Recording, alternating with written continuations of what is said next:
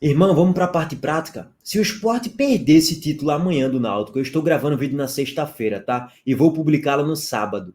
Se o Sport perder esse título do Pernambucano, vai ser a maior vergonha do Sport, talvez da história dos campeonatos pernambucanos. Não sei se da história, mas pelo menos dos últimos 20 anos seria. Perder um título praticamente ganho, com mais de 45 mil torcedores na Arena Pernambuco, com um elenco que é muito superior ao Náutico. Não é que, não, veja só, o elenco do Sport, ele tá ali 60-40. Não, não, irmão. Se você fizer um mano a mano hoje do time titular do Sport contra o time titular do Náutico, dá 10-1, 11-0, pô. A disparidade é absurda, gente. E toda a atmosfera vai estar favorável para o Sport ser campeão no tempo normal. Já seria uma vergonha se o Sport levar essa decisão para as penalidades, tá? Vergonha, vergonha. Foi campeão nos pênaltis amanhã. Vergonha. Não tem para onde, já é uma vergonha. Pela razão óbvia. A atmosfera e o cenário todinho tá tudo favorável para o Sport ser campeão no tempo normal. E veja só, o Sport pode ser campeão com 3 resultados. 4, na verdade, tá? Qualquer vitória, o Sport é campeão. Qualquer empate, o Sport é campeão. Se o Sport perder de 1-0, o Sport é campeão no tempo normal. Se o Sport perder de 2-0, pode ser campeão nos pênaltis. O Sport ele tem 4 resultados para ser campeão pernambucano. O único cenário que o Sport perderia seria nos pênaltis, se tomar um 2-0, 3-1, 4-2 no tempo normal, levar para os pênaltis e perder nos pênaltis, ou se tomar 3-0, 4-0, que aí é um cenário megalomaníaco total. Então, assim, tá tudo muito bem encaminhado esse título para o Sport. Diria que se a gente fosse colocar ali em favoritismo, é 90-10. Aí eu iria um pouquinho a mais, tá? 95-5. Vamos pegar o ponto de vista do torcedor do Náutico agora. Cara, o torcedor do Náutico hoje, 10h30 da noite, ele tá pensando o seguinte: irmão, eu vou pro jogo, não pra arena, mas eu vou assistir o jogo na TV, no sofá, tomando minha cerveja, comendo minha pipoca, comendo a pizza e tal, na resenha ali. Eu vou assistir o jogo sabendo que o título tá praticamente perdido. Tá perdido. 90% da torcida do Náutico, 80%, sabe que o título tá perdido praticamente. Se você analisar o racional, a chance do Náutico ganhar esse título aí beira a zero. Então, tá praticamente que perdido mesmo. A torcida do Náutico tem consciência disso. Só que, ao mesmo tempo, é o torcedor. Não tem para onde. E o placar não é impossível de se reverter. É um 2-0. Não é um 5-0. Não é um 3-0. Não é um 4-0, um 5-0, que é de fato praticamente impossível do impossível do impossível. Então, se é um 2-0, o torcedor do Náutico, mesmo sabendo que é quase que impossível, ele tá ali. Eu tô pro jogo, pô. Se o Náutico faz 1-0 no primeiro tempo, vamos supor, gol no último lance do primeiro tempo, suposição aqui, tá? O Náutico tem 45 minutos do segundo tempo para fazer mais um gol e ir pros pênaltis, pô. Tipo, não é nenhum cenário megalomaníaco pro Náutico levar a decisão pros pênaltis, não. Lógico que é muito improvável, é lógico que sim, mas é só 2-0. E aí vai ao ponto do jogo anterior. Vocês, jogadores do Sport, o recado é para vocês mais uma vez. Vocês tinham totais condições e capacidades de empurrar o pé no acelerador e meter 3-0, 4-0. E vocês não fizeram isso, não. Fez o 2-0, estancou, parou, freio de mão puxado, acabou. Beleza, que tinha um cenário da arquibancada, toda aquela confusão que estava acontecendo, mendigo entrando. A gente sabe, eu sei. O gol de Zé Roberto, o terceiro gol, a gente fica naquela dúvida ainda, pô, será que isso aqui foi impedimento? Eu não tenho convicção nenhuma que aquilo ali foi impedimento. Mas, de qualquer forma, claramente, eu fiquei incomodado com faltou pisar no acelerador para meter 3-0, 4-0. Se você mete 3-0, 4-0, aí de fato sacramentou. Sacramentou não tem para onde, gente. O cenário já estava muito favorável para a gente. Só era fazer 3-0, estava muito fácil o jogo. O Náutico estava contra as cordas. Os jogadores desistiram de jogar. Os jogadores do Náutico estavam andando em campo, gente. Eles entregaram o jogo. Depois do 2-0, você vai ver a partida. Eles estavam andando pro jogo, cagando e andando pro jogo. Só era empurrar o pé no acelerador. E aí, mais uma vez, né? Vou vir com a faixa amanhã, na live do pré-jogo, sim. Não estou com a faixa aqui agora, porque amanhã é que eu vou pro condomínio para pegar a faixa. Mas enfim. E aí, só para pegar esse cenário, não é questão de ser soberbo, não. A própria torcida do Náutico reconhece que é quase que um cenário impossível. E aí, voltando pro 2-0. Lá em 2019, lembrem-se do que aconteceu. O Sport faz 1-0 nos aflitos, vem o jogo da Ilha, o Sport faz 1-0 na Ilha, abre 1-0, agregado 2-0 e o cenário o mesmo. Ilha do Retiro, a maioria da torcida do Sport, tinha ali a torcida do Náutico ainda, mas a esmagadora maioria do estádio estava repleta de torcedores do Sport. E o cenário era favorável para o Sport. O Náutico estava na Série C, o Sport estava na Série B. O Sport, que naquele ano foi vice-campeão da Série B e foi campeão pernambucano. E naquele jogo eu me espantei. Eu olhei para a partida assim e falei, pô, quando saiu 1x0 pro Sport, ali eu falei, acabou. O Sport foi campeão pernambucano no 1x0. 2x0 no agregado, 1x0 na ilha quando abre o placar. E no final das contas foi mesmo, né? Nos pênaltis. Mas eu pensei, cara, não existia um cenário de jogo que o Náutico tava pressionando muito, que ia reverter o placar. Não existia esse cenário. E o Náutico vai lá, faz 1x1, empata a partida, vira, leva a decisão para os pênaltis. Quando o Náutico faz o 2x1, eu me espantei, não vou negar, eu fiquei assustado. Pô, irmão, vocês vão conseguir perder esse título aí, um dos títulos mais ganhos que eu já vi na história dos pernambucanos?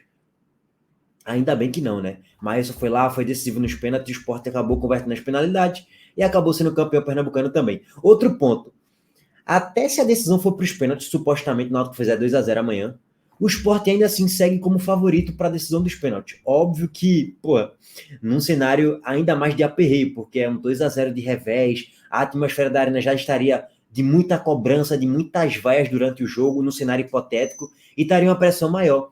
Então, naturalmente, se sair um 2x0 pro Náutico, teria aquela pressão maior. Mas mesmo assim, é Gustavo Coutinho que cobra bem, é Zé Roberto que cobra muito bem, é Lucas Lima que cobra bem, é Tite Ortiz que nunca perdeu um pênalti, Fabrício Domingos que cobra muito bem, Kaique França que consegue fazer defesa de pênaltis também. Então, assim, é muita qualidade que o Sport tem em comparação a esse Náutico aí.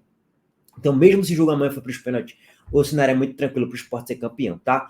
Dito tudo isso, não espere o jogo fácil, em tese. Em tese, não vai ser o mesmo jogo que foi nos aflitos.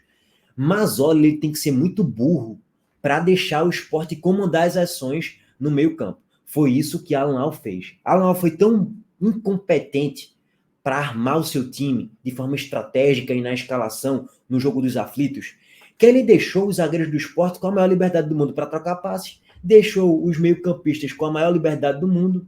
Pô, tu deixou tudo o que o Sport mais queria. O Sport confortável no campo de ataque, os zagueiros sem nenhuma marcação pressão em cima deles, e o jogo do Sport fluía. Não é que o Sport fez um grande jogo, não. Muito pelo contrário, o Sport nem fez esforço para ter que fazer um 2x0 no Náutico e possivelmente até golear. Já no jogo da Arena, eu acho que até os jogadores do Náutico, os líderes, né, sei lá, Rafael Vaz, Paulo Sérgio, que vai voltar nesse jogo, tá? O titular no último jogo foi Evandro, Paulo Sérgio vai ser titular amanhã, tá voltando aí da suspensão, que ele deu dedo ali no jogo contra o Retrô, bizarro, né? Aí ele foi suspenso e agora tá de volta pro jogo dessa final aí, pro jogo da volta. E aí, é o seguinte, o Náutico ele vai estar mais qualificado ali com a volta de Paulo Sérgio no setor de ataque. Mas, ao mesmo tempo, eu acho que até os líderes do Náutico falam, meu irmão, quais foram os nossos melhores momentos aqui contra o Sport até o momento na temporada, nesses 3 jogos? Foi quando a gente marcou pressão no campo de ataque.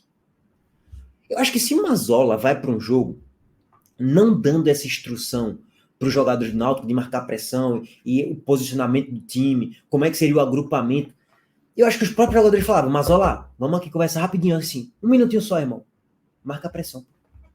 Assim, é tão óbvio. Só marcar pressão lá no campo de ataque. Acabou.